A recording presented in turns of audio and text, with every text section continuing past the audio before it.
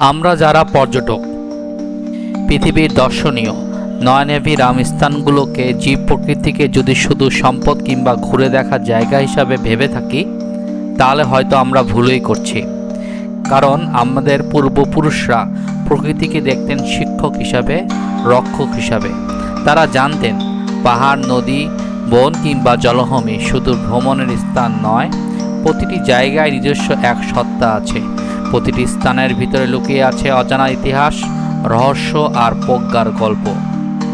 আর সেই কারণেই সুন্দরবনে বনবিবি থেকে শুরু করে বেহুলা লক্ষিন্দার, শাপলা রানী, জলপরি কিংবা হরিণ রাজার মতো অসংখ্য লোককথা মানুষের মুখে মুখে বেঁচে আছে শত শত বছর ধরে। একটা সময় ছিল যখন ছিল না টেলিভিশন, ছিল না মোবাইল ফোন কিংবা সামাজিক যোগাযোগ মাধ্যম। সারা দিনের কঠোর পরিশ্রম শেষে মানুষ জড়ো হতেন গ্রামে নির্ধারিত কোনো স্থানে। সেখানে সুখ দুঃখের গল্পর ভাগাভাগি, পাশাপাশি বসত গানের আসর, পুঁথি পাঠের আসর। একজন শুরু করে পড়ে শোনাতেন পুরনো কিন্তু শিক্ষণীয় কাহিনী, আর বাকিরা মুগ্ধ হয়ে শুনতেন সেই গল্প।